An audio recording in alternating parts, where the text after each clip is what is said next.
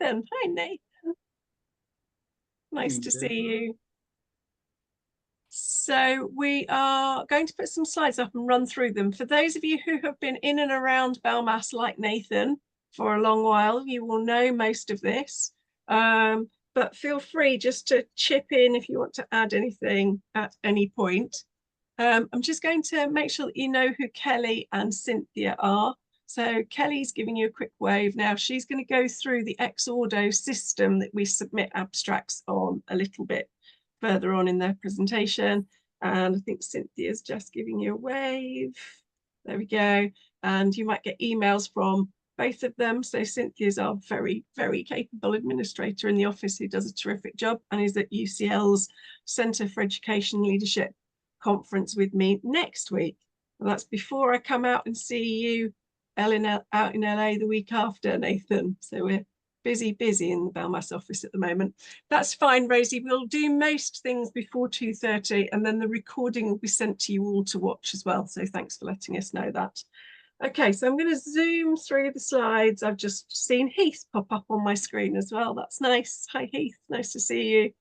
And Heath's our link to MCAST, which is the Maltese Education Leadership Administration Organisation as well, which is terrific. So great to have you here too. Thanks, Kelly. That's fun. So for those of you who haven't engaged with BELMAS, or if this is your first time engaging with BELMAS, we do lots of different things and we're kind of keen to talk about wider membership. So we produce 2 SAGE journals, Management in Education and Education Management and Leadership. I have to say, I feel a little bit like an air hostess where I do that, you know, here are your things, there we go. And people think of us, I think, when they think of those journals. But I think what we do that's probably as important as the journals is this in-field networking. So if you're an early career researcher, for example, and you're doing your master's in education leadership, doing your doctorate in education leadership in whatever field, we have got our 13 research interest groups. And those research interest groups, somebody's just applied to do a new one as well, interestingly. We've got these different kind of fields where you will meet the people who will be your external examiners, you know, people who will help you along the way in getting your first and second and subsequent publications done, people that you will share research projects with, which is one of the things I'm doing with Nathan at the moment. You know, so those in-field networking is incredibly important. And all of that, virtually all of it, is entirely online. So we try to operate those things at those events at different time zones, at different times of the day. You know, we try to rotate them around. Research interest group conveners are, you know, always looking at how they can be wider and more inclusive. And we put the recordings up on the website pretty quickly after events have happened. So if people can't get to the actual event, they can watch the recordings of them. And we always say, you know, we say this in my own research interest group, you know, drop us a line if you want to present, you know, come and have a go at presenting some of your research. And if you're not at the stage where you want to do that, one of those research interest groups is an emerging researchers rig. And you can present at that while you're doing those research processes. And that obviously gives you great experience in presenting to other people who are involved in the process and people who've just gone through the process. And those of us who went through it a while ago often hop into their sessions to see people doing that as well. So that's a really important thing for us. And then we have this one big flagship annual international conference every year. So it's our main in-person face-to-face event. And I had an email from one of you on the screen saying, is there an online element to this? And there isn't an online element to our BELMAS face-to-face conference. We deliberately hold it as a face-to-face conference. So we expect people who are submitting abstracts to the summer conference to be available for that weekend and to have funding to travel this year to Brighton, or through our awards, bursaries and grants that we offer to bid for money and funding to get to Brighton and to be able to present. And we are going to have funding available for that. Obviously, that's competitive, right? Obviously, there are competitive processes there, but they're one of the big things that we offer as member benefits. And I think it's important that people kind of know and understand that. So really kind of have a think about all those different things that we do, because often an abstract isn't something that you're just thinking about at this point in the year when we've got the submission process in a week or two's time. An abstract is something that comes out of a conversation you've had with somebody in a research interest group that you attended earlier on in the year, where people go, oh, your research sounds interesting on that. And you go, perhaps I've collected enough data so far on my EdD where I could present that at BELMAS conference then. Or perhaps I did a poster last year, so I'm going to have a go at doing a presentation this year. Yeah, it's often something that your supervisors will recommend you do before you do your Viva. So you've had a go at doing a presentation with some of your findings, and then you come back and present once you've got your doctorate. And often people will say to me, oh, I can't present anything yet because I haven't finished my doctorate. Well, actually, that's not true. It's really good experience to do a presentation on your doctorate in a room where you've got your potential external examiners there, sitting, looking at what you're doing. So, I mean, that's the way you find people and connect with people who are interested in the same areas of research that you are. Okay, so starting to get a feel for that in-field conference, that's what we've just been talking about, sharing and disseminating your research. So people in the field, external examiners, reviewers of your papers when you come to submit them that come from your thesis, and those that collaborate with you in projects as early career researchers. But actually the same is true, Nathan, for those of us who've been around a while as well. It's still our field, so it's still the people who, you know, we choose to research and collaborate with. So there's a lot of misnomers around the role of early career researchers. You're an early career researcher for 5 years after you have completed your thesis, so passed your dissertation, had your graduation. You still count as an early career researcher for 5 years after that. You know, sometimes you see this defined if you're applying for particular research funding. Sometimes it will say 2 years postdoc. But generally, the rule is 5 years, okay? And for those of us who are in the field of education leadership, a lot of us were teachers or school leaders before we came in and did doctorates, right? So a lot of us will be significantly older than people in their 20s who are doing PhD research. And that's standard. So often you will have people who are an ECR and they can be in their 60s. Okay, so this is not an age-related issue. This is about the point at which you're engaging with that research process. So don't think, well, I've done my doctorate now, but actually I'm 55, so I can't apply as an early career researcher. Well, you can, because you're in that category and you haven't had that experience and that opportunity before. So just be mindful of that when you're thinking about things and you're thinking about what category you're going in. Oh, Christina, thanks. That's a great comment. Do you just want to say something about that for a minute, Christina, just to reassure people who might not have had an opportunity to do that? Hi, hello. Hi, everybody. Well, yes, thank you, Deb. Yeah, as I said in my comment there, it was the best experience ever I had in a conference, although I presented in 2023 at the PIRA conference. BELMAS for me because it was in a very contained space, I would say, and it allowed me to be around professionals, scholars, and like Deb said earlier on, you never know who will gonna be your external supervisor. So I had some comments and on my actual poster, some ideas that I was given about how to look from a different perspective at my literature review, or some ideas on my actual data collection, how I should go, research design, and so on and so forth. I was asked some questions, and Professor Miller, Professor Paul Miller. Paul Miller, Yeah. he attended to see my poster, and then he's asked me plenty of questions, and by the end of my presentation that I did one-to-one with him, he said to me, "You passed the Viva." So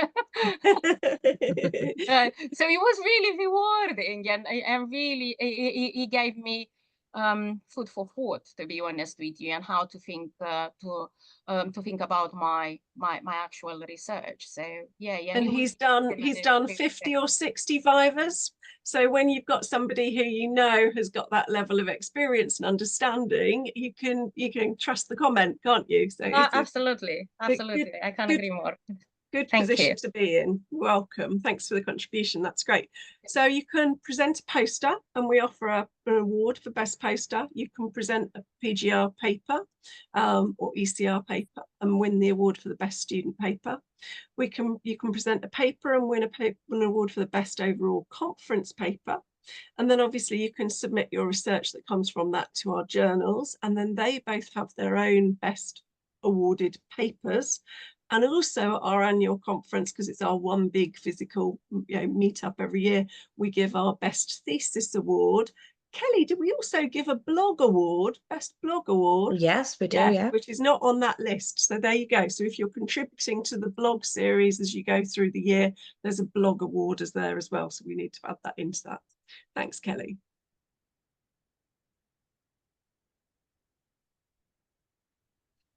Okay, so all of those processes need to start somewhere. So obviously you have to be a member. So that goes without saying. If you're a student, remember we have a student rate. So, use that, and you can sign up at that rate for 3 years at a time. Okay, so if your student term is, you've got your Viva up and coming and that's coming off, then sign up for that 3-year period while you still get your discounted membership. And then that enables you to register for your rigs and attend rig updates and go to meetings. And once you're a member, all our research interest groups are free. And I talked about how they're usually online and usually across different time zones and things. So conference itself, check costs. So travel and accommodation are not included with the conference place until a few years ago. So people who perhaps came 5 years ago, they will, before COVID, they'd perhaps be expecting accommodation to be in with the conference place, and it isn't. Okay, your conference place is your conference place. So that pays for us to hire the hotel and to put the sessions on and to staff it. And then additionally to that, you can have accommodation in the hotel or at somewhere that better suits your budget nearby. We're staying right on the seafront in Brighton next summer. So there's a youth hostel, for example, literally a couple of 100 meters away. So there's all different budget ranges that can be met there in that kind of busy city location, but literally on the seafront, which would be nice. So check your travel costs, check your accommodation costs. And as I said, those awards, bursaries and grants are available for that. And we're going to have more of them this year than we've had in the past, but they are still, of course, a very competitive process. Okay, thanks, Kelly. So this is the title of this year's conference. And it's really important that people take note of the title. And I presented at AERA for BELMAS. We did a BELMAS symposium, I actually chaired the symposium last year. And I put together what I was told that people would like to see at AERA. And the bit of feedback I got from one of their, we had a big discussion about the English and UK perspectives that we've been presenting on. But one of the professors who spoke to us afterwards just said, and how was that relevant to this year's AERA theme? Now, we're very lucky in BELMAS because we have a slot every year at AERA. But I can tell you, I'm submitting paperwork for that on December the 1st. I am absolutely making sure that this year's symposium next Easter ties in with the conference theme because it's really important, okay?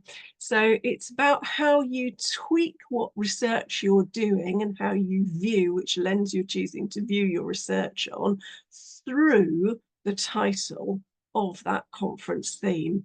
Remember, we do turn down abstracts. If abstracts are in field and they tie into the conference theme, they're far less likely to be turned down. Okay, thanks, Kelly.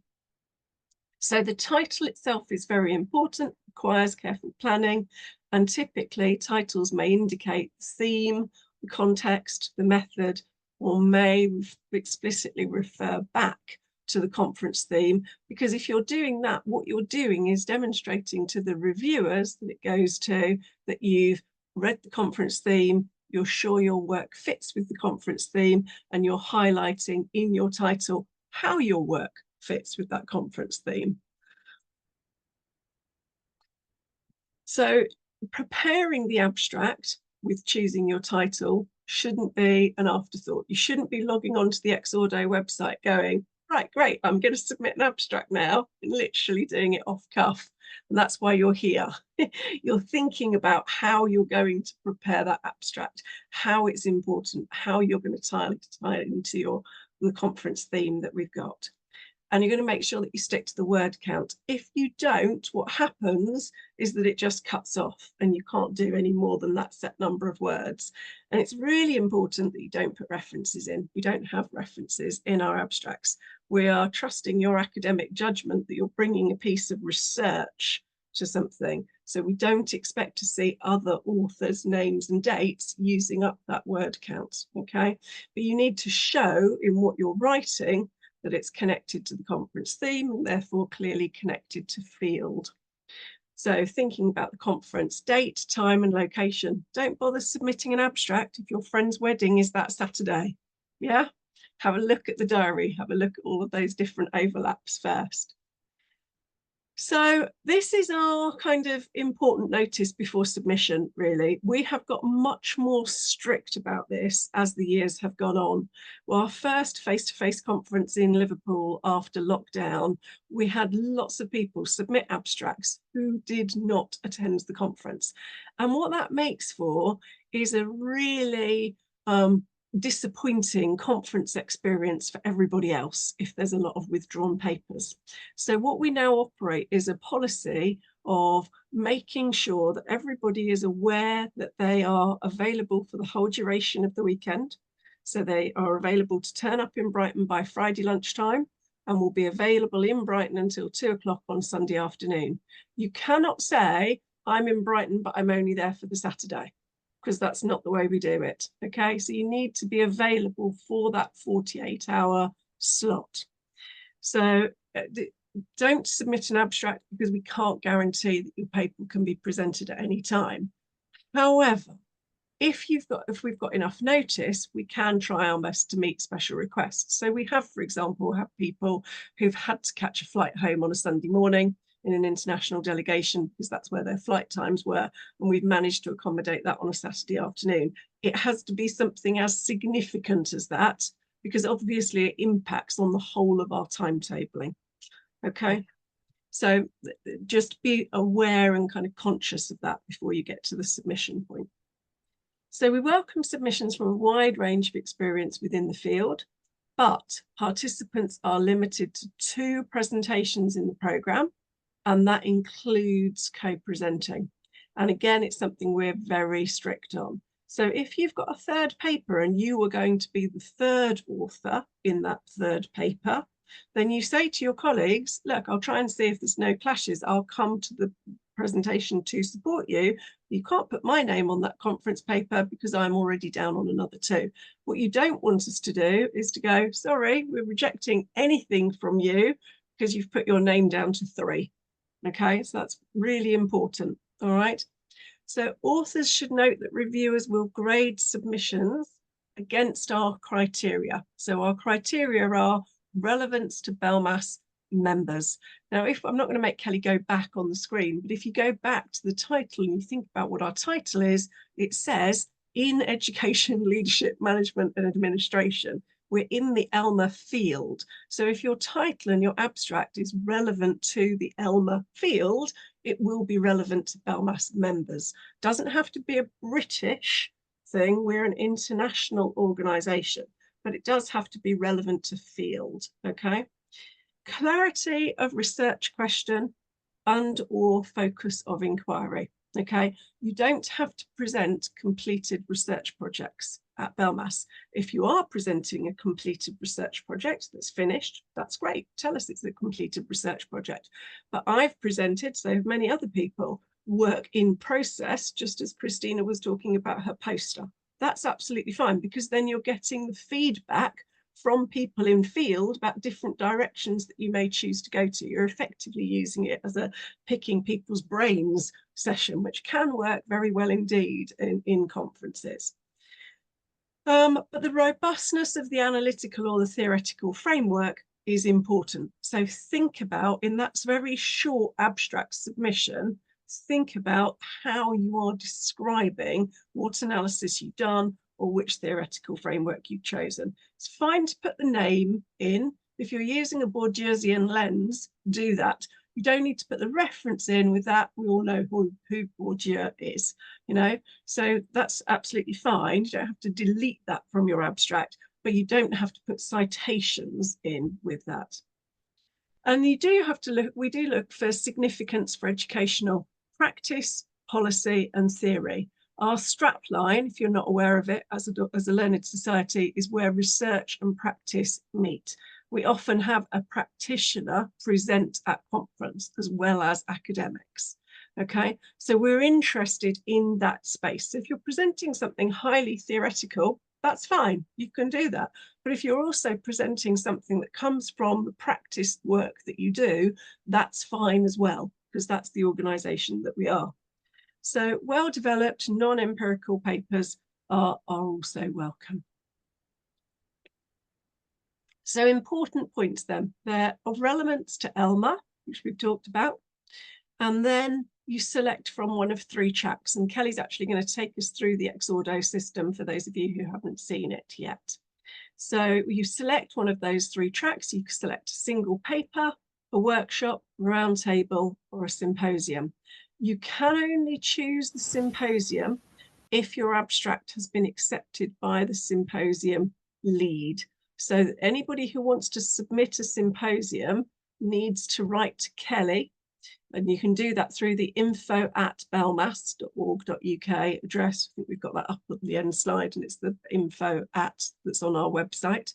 And Kelly and I look at it, and the conference committee look at it, and we go, yep, that's a great idea. You know, for example, we usually, I'm going to come back to Nathan just because I'm seeing you the week after next, we usually have a symposium from ISLDN, the International School Leadership Development Network. So that's one of the standard symposiums. We might often have a symposium from our colleagues in Malta, for example, who are on the call today.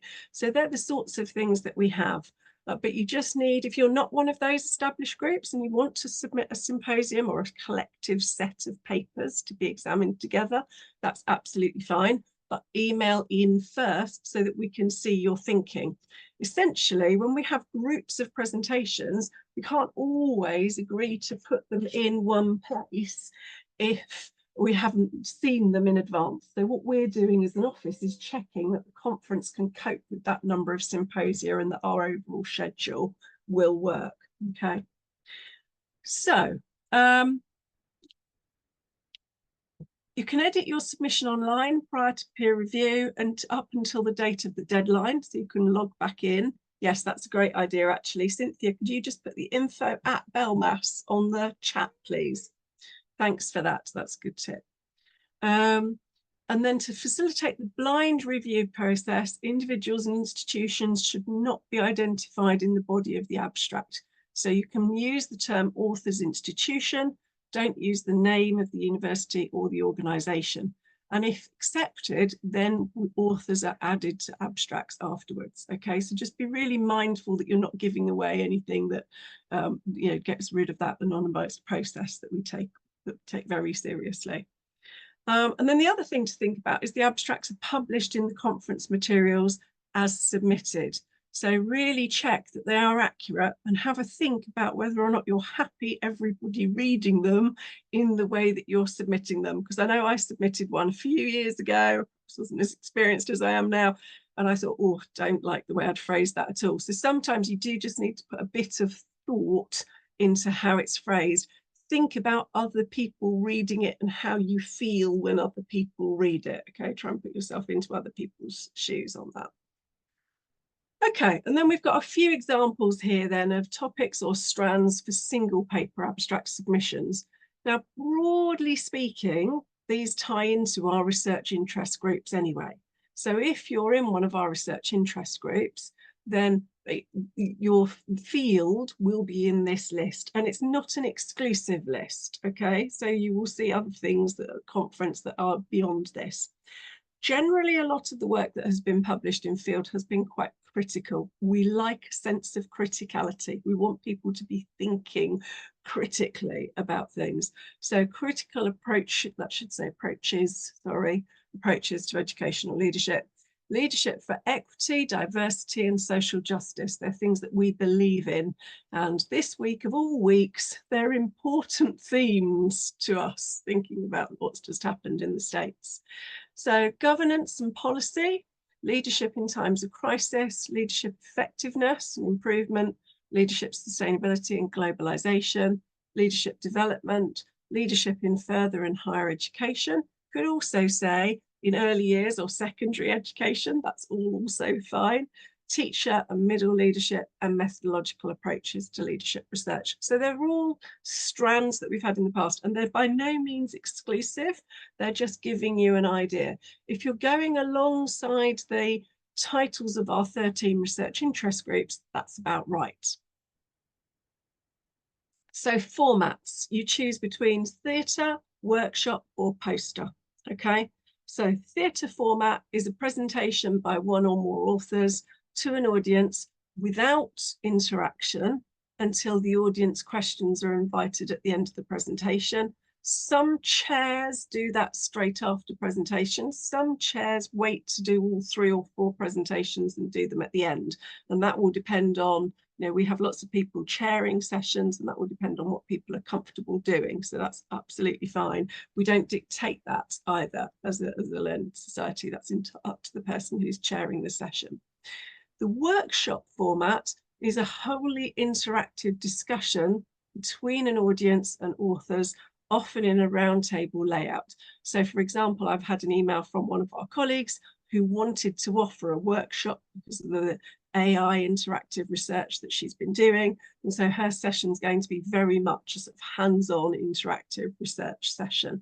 So think carefully about which session you're doing, and the poster is obvious. You know, if you want to come and present a poster, that's great. Just be aware that sometimes, not very often, but sometimes your proposed format may change following the review process. So for example, somebody recently wrote in and said, I've got this great idea for a symposium. And I looked at the idea and talked about it with Kelly, talked about it with the conference committee members, and we wrote back very nicely going, we'd love to have you. We think it's a great idea, but it's absolutely not a symposium. It's just a paper. You know, and that's really good. You know, nothing is just a paper. That might be somebody's first paper that they're presenting, right? So it's really important. It's not just a paper, but you don't have to dress it up as a symposium if it's just you presenting something for 15 minutes. That's not a symposium. It's a paper. A symposium is a collection of individuals who are sharing all the same theme, who are presenting all at the same time. So just sometimes we have to come back to you and go, this is great that you've put in a workshop. Actually, we can't see what it means by a workshop. We think it looks like a paper. You know, perhaps you meant to press paper. So just be aware that we might come back to you on that.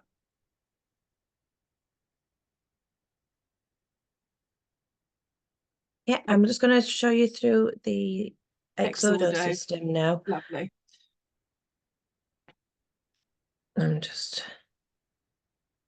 This is the Exodo system once you've logged in and created your own login, which is very easy to do. And you just have to put in an email and a password, and you've got access straight to it. On the homepage, you can see that you've got 11 days left until the deadline of the 17th of November. And here's just an easy button to submit your abstract. And obviously be aware that if you're watching this on the recording a few days later, deadline's just 17th of November. Yes. And anything that you need to know, all the important information that we've just shown in the slides before, it's all here in the text before you go through the process of submitting your abstract.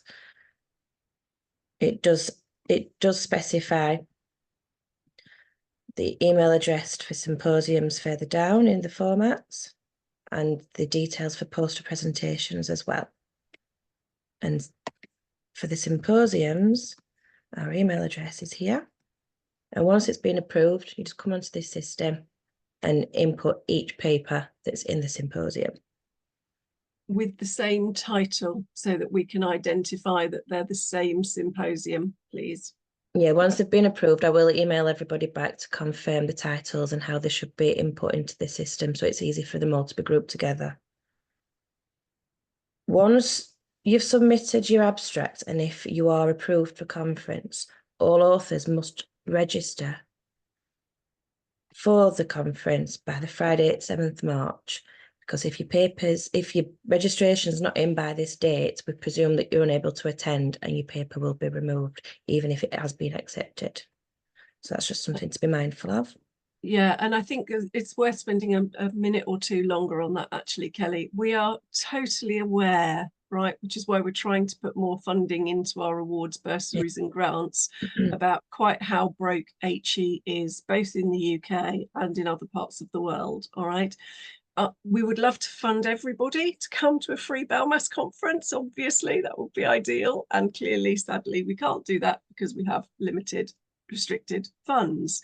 But we have awards, bursaries and grants across a lot of different things, and we will be advertising those in January, and we will have got back to people on funding for those before that deadline on the 7th of March, so people will know if they've got funding from us.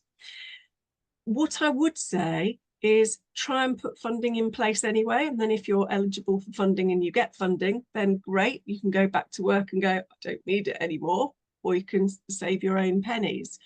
But I think it's something that people need to be aware of, because we did have some conversations with people last year, and it is heartbreaking stuff when that funding is there and you've got great research in your own institutions and not willing to help and support that. But it is something that people have to think of in terms of thinking about the deadlines for that registration. So if you have to do that paperwork at the university now, or school or wherever now, get it done now, so it's not a surprise to somebody, in January and February, because that date comes around in early March very quickly. Thanks, Kelly. Also for international delegates that do require visas, once registration opens on the 16th of December, there is an option online where you can select the box to request a visa letter. And once we've got your successful payment, those visa letters will be sent straight away. So the quicker you are at registering, the quicker you will get your visa supporting letter. I was just going to say, we're always happy to do visa letters, and the earlier they got in, the better in terms of you applying for your own visa for attendance. So all good. Yeah. And same email address, info@belmas.org.uk. If anybody's got any issues with that, we're always happy to help. Yeah, any questions at all, just the info at there's 3 of us that can all answer. So on the next page, once you've read through all the details, this is where you choose your track, if it's single paper or symposium paper. As I said before, you don't choose a symposium paper until it's been accepted by the BELMAS office first. So you choose the single paper option, and then the format, whether it's theatre, poster, workshop or roundtable. For each format that you choose, the next steps are the exact same. So if you're choosing theatre, your title, I'm just going to type in test. And then your abstract, it shows you the count here as well on your limits. So once you start typing, it will do a 498 words remaining. Once you're happy with everything that's in there, you can click done. And this is where you get all your authors. There is a maximum of 6 authors. Once you're happy with who you've submitted, because if I add another one now, which I will add info.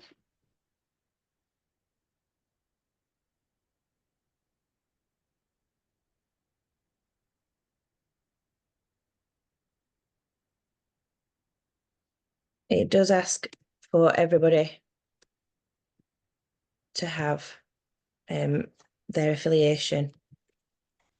And if it's blank, it will come up with an error message asking you to submit the details. Again, error with the author, you have to put in a title. Once you have all your authors in place, you can choose whether they're the lead author and presenting, and you can have up to 6 in here. At the top, it does ask you if it's a student submission, and that's to help us categorise them when they can be up for the Best Student Paper Award. And you're happy with it? I was just going to say, just a reminder that that's a student of any age, okay? Yes. So if you haven't had your Viva yet, that's the category you're still in. Thanks, Kelly. Yeah, and once you're happy with that, your next step is the bios for everybody who's an author on your paper. Again, the word count's here showing, which is 200 maximum for each author. And when you're happy with that, you can submit. If you don't have the bios for everybody at the time of your submission, you can come back to it once you've submitted it and you can edit the details. So if you're happy with your abstract and your title and you've put in your author's details, but you don't know the biographies, if you left it blank and still submitted, it's the date of the 7th of March that's the final date to submit all that information. The topics here, which are the ones that Deb went through earlier, the 10 ones that relate to you, you can tick as many that are relevant. But the narrower it is, the better it is for us to categorise to put you into the programme where you're more suited. Yeah, so if you want to be in a session where all the other papers are governance, just tick governance and policy, for example, okay? So the more you tick thinking, oh yeah, well, mine's got an element of diversity in it and it's also got school effectiveness in it, it just means that the conference team have a harder job of working out which session they're going to put you in. And last year, a couple of people came up to me and said, oh, I thought I was in a really interesting session. So my brain kind of logged this. Oh, that'll be because of the number of boxes you ticked at the end. So don't, because you can tick more than one box, don't feel that you need to tick more than one box. Yeah. And then once you've done, the submission is there in the system. And that's where it comes through to us. And here at the bottom, you can edit it and you can withdraw it. Although I'd rather you just edited it and submitted it complete than withdrawing it altogether. and in terms of the actual submission. Yeah. So that's it. They don't need to press a submit anywhere. That's it. Yep. Yeah. And after the cut-off date, which is the 17th of November, once the reviews take place, we go through the system and what you can see is the status. So how it says submitted here. If it's accepted or withdrawn, you will receive an email and it will change the status then after the reviews have taken place. So it's very straightforward. And if you've got one submission in, you can just go to new submission and submit another one if you're submitting more than one. And that's it for the system. It's very simple, easy to use. I'll just go back to the slideshow now when my keyboard decides to work. Yeah, and then we'll just go back to a few other slides that we've got, and then we'll take any questions from you.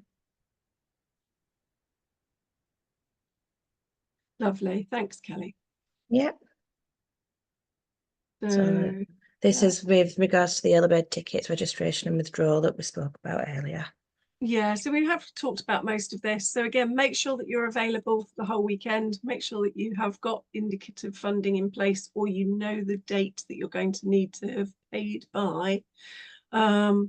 And any presentations with no registered authors by this date will be withdrawn. And I know it sounds tough, but we did this last year and it led to a really good conference. So we do say with no exceptions, and it does mean, I'm afraid, with no exceptions. So that's why we're, giving advance notice of the deadline for presenters to make sure they. And we do send reminder emails as well closer to the time. Yeah. Okay. So we talked about the submission process itself. And now we've got some time for questions. And it would be lovely. Yeah, I was just going to say, Douglas, it would be great if people that were at last year's conference want to share things. They do kick us off. Okay, well, just on the sharing side, Christiana, I remember your poster from last year, from earlier this year, not that long. Yes. And it was really an absolutely standout, amazing event. And you know, something that you never forget once you've been to a BELMAS conference. So it was really something awesome, and the networking and the people you meet, it's just incredible.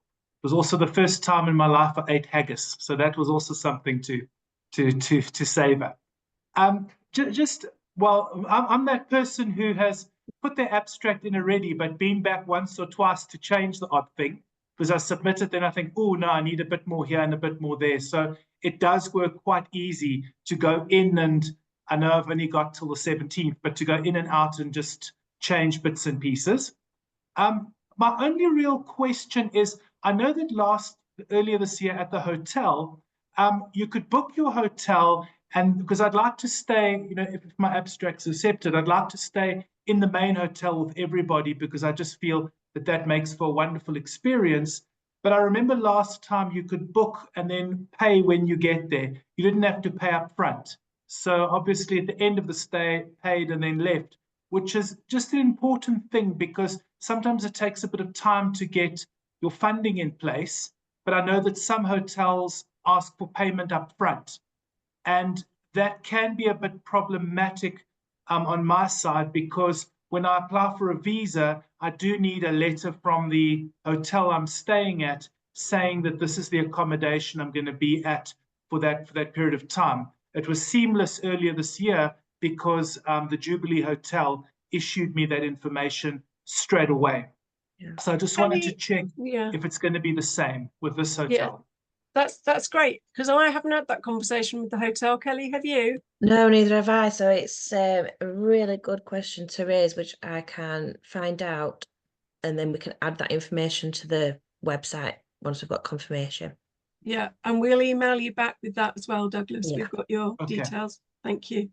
No, that'll be great. Thanks. Double check. But it's a very good point though, because actually it helps staging the payments, which when you're paying for flights, conference and hotel, you know, we're quite a small conference, but we have a large number of internationals who come to our conference every year. So we will make sure that everybody knows that, because that's really important. I can't see everybody's hands or anything on this screen. So if you want to say anything, just feel free to turn your mic on and start talking. Hello. Hi. Yeah. Hello, I'm Xiaoting. I'm doing educational leadership in the University of Nottingham. I have a question about the abstract. Because I'm in my third year of my PhD, so I'm still at the stage of the analyzing my findings. So is that possible to not include all the findings in my abstract? I just focus on my research questions. Yeah, absolutely. So think about what you want to present, and think about what you want feedback on at BELMAS conference, and that's what you then put in your abstract that you're doing.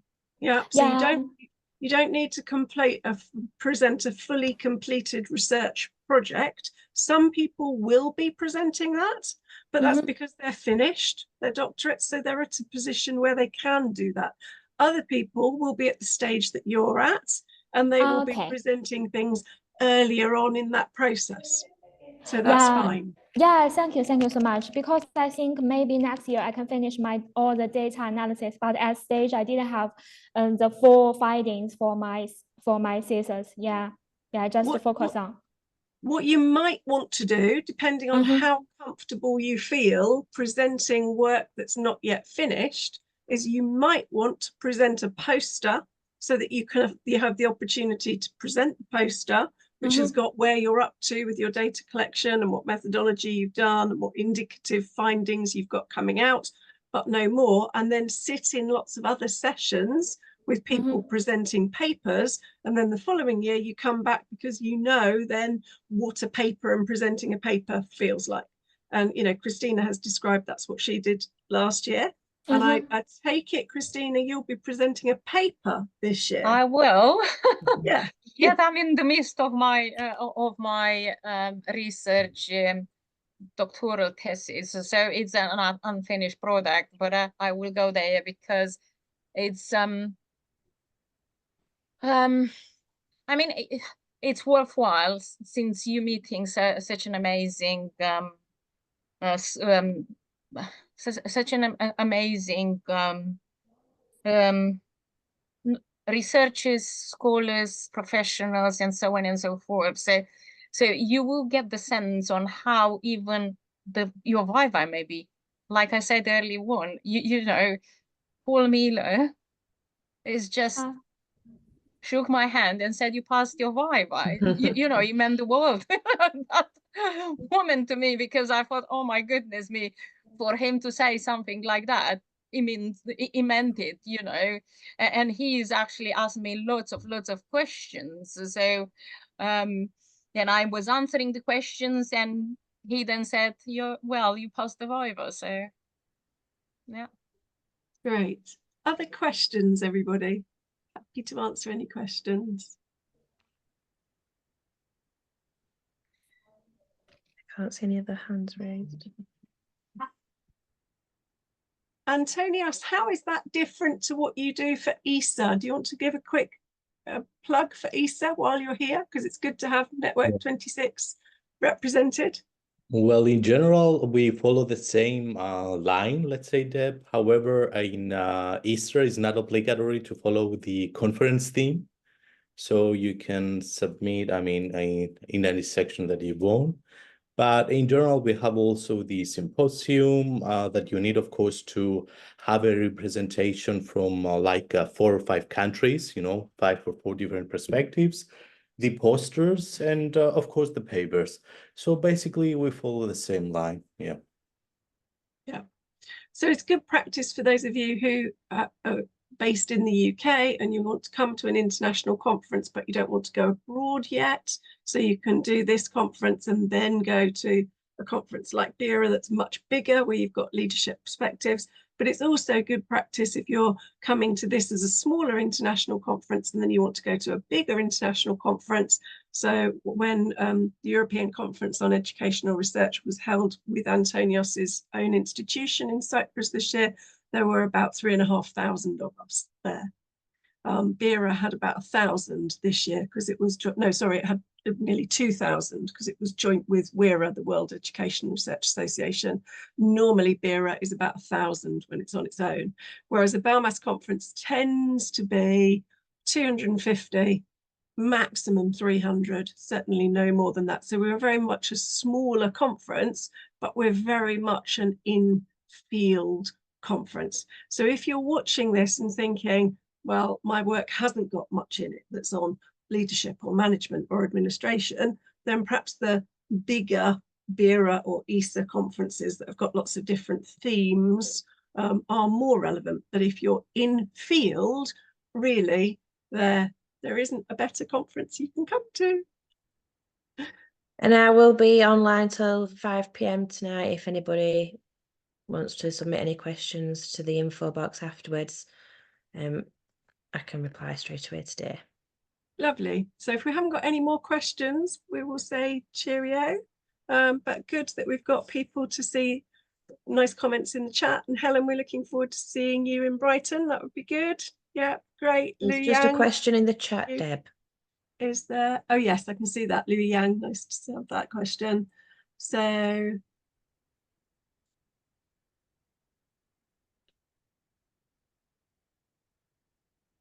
yes, I think your question, Liu Yang, is very similar to the other question I answered. So because you're not necessarily at the stage of completed research, you're presenting a presentation to ask people's views on, you know, this is what I've done so far, and what would people in the room do for my next steps? And that's absolutely fine. You know, you're using it as a sounding board session if you want. I presented my EdD work 3 times before I'd done my Viva, just taking sort of different tracks of it. So I think it's absolutely fine. So if you've got a new postdoc, I see you've passed your Viva. So if you've got some postdoc work, but you're not very further on with that yet, that's absolutely fine to come and present that. That's fine. You're welcome. Okay. Brilliant. Lovely to see you all. Hope you all have nice afternoons and evenings wherever you are. Take care, everyone. Thank you. Bye-bye. Thank you, everyone. Thanks, everybody. I agree.